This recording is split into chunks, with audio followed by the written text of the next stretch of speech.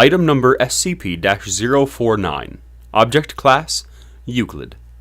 Special Containment Procedures. SCP-049 is to be contained in a secure holding cell in Research Sector.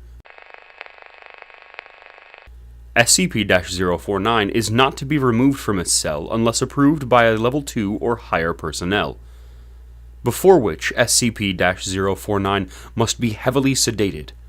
Even so, at such times, SCP-049 is to be accompanied by 2 armed guards and guided by iron collar, secured by 2 iron poles 2 meters in length, and held firmly by 2 Level 1 or higher personnel while in transit. Any experiments performed on SCP-049 are to be conducted inside of specifically prepared rooms. See Document 042-D-3-18. SCP-049's cell should be monitored at all times via security camera. Should any abnormal behavior occur, Dr. is to be alerted at once. Description: SCP-049 is humanoid in appearance, standing at 1.9 meters tall and weighing in at 95.3 kilograms. However, the Foundation is currently incapable of studying its face and body more fully, as it is covered in what appears to be the garb of a traditional plague doctor from 15th to 16th century Europe. This material is actually part of SCP-049's body, as microscopic and genetic testing show it to be similar in structure to muscle, although it feels much like rough leather and the mask much like ceramic. It was originally discovered in England by local police. Mobile Task Force responded to a suspected outbreak of. All civilians within a 5-kilometer radius were given Class A amnestics as part of the initial containment procedure. SCP-049 does not speak.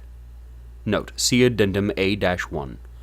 Although it seems to understand English perfectly well, and is completely docile until it tries to perform surgery. SCP-049's touch is invariably lethal to humans. After contact with SCP-049's hands, the victim, hereafter referred to as SCP-049-2, suffers and dies within minutes. SCP-049 will then attempt to kill all humans it can see in a similar manner, supposedly to avoid interruption, before returning to SCP-049-2. It produces a bag made of the TARDIS, containing scalpels, needle, thread, and several vials of an as-yet unidentified substance from somewhere within its body. Research has been unable to locate these tools when inside of SCP-049 through X-ray and similar techniques, and begins dissecting SCP-049-2 as well as inserting various chemicals into the body. After approximately 20 minutes, SCP-049 will sew SCP-049-2 back up and become docile once more. After a period of a few minutes, SCP-049-2 will resume vital signs and appears to reanimate. However, SCP-049-2 seems completely without higher brain function and will wander aimlessly until it encounters another living human, at which point SCP-049-2's adrenaline and endorphin levels increase approximately 300% as it attempts to kill and any human beings it can find, before returning to its mindless state and wandering until it comes across more humans. At this stage, termination with extreme prejudice is allowed. Failure to enforce this protocol outside of testing scenarios, see Addendum T-049-12, is punishable by termination. Detailed autopsies of SCP-049-2 have found several unusual substances, along with usual substances in large amounts, within the bodies, including. However, several have yet to be identified. Researchers with Level 3 or higher authorization refer to Addendum C-1. Addendum A-1. SCP-049 spoke for the first time today. 12/6/20. Addressing Dr. A full account of the conversation is attached. Interviewed, SCP-049. Interviewer, Dr. Forward. SCP-049 randomly began speaking with no obvious provocation en route to a testing facility. Dr. was recording notes at the time on a handheld microphone. Irrelevant data has been omitted. 49. What is this place? Doctor. What? It's a laboratory. At this point, there is a loud crash from Dr. dropping the recording device in shock. SCP-049. A laboratory? It is quite marvelous. I now find it no wonder I've seen so few victims of the disease in here. Doctor. Yes. You see, I'd thought you incapable of speech. I'm somewhat startled. You can... 49. Oh, my, yes, good sir, I simply prefer not to. Most victims of the disease are quite melancholy and don't react at all well to conversation.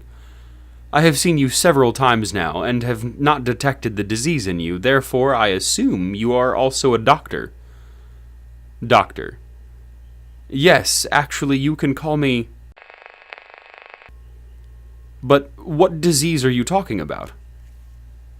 49. Why, good doctor, the great pestilence, what else? Doctor. Great Oh, the plague. I should have seen that coming. But no one here is infected, I can assure you. 49. Oh, good doctor, I can assure you the pestilence is here, and I can sense it. It is my duty in life to rid the world of it. My cure is most effective. Doctor. Your cure? Your cure has lost us hundreds of lives. Your cure is faulty. 49. Good doctor, my cure is most effective.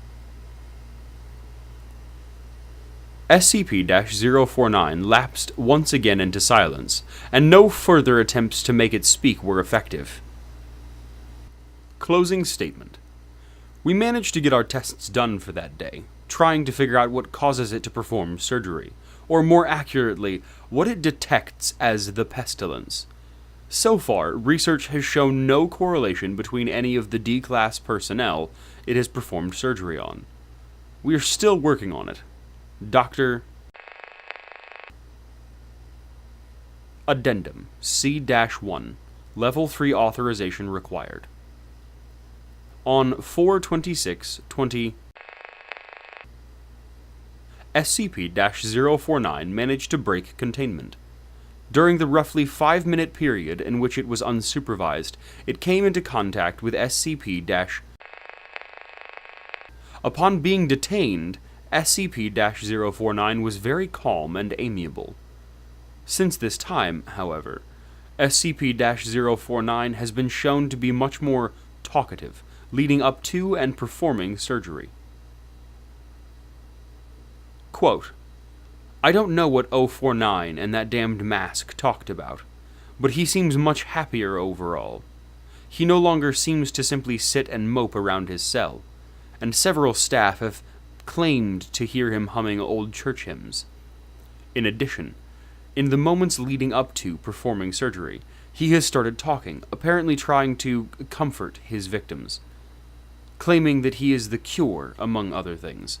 The focus of our research has been shifted towards finding out what the hell he and talked about during their little chat. Dr.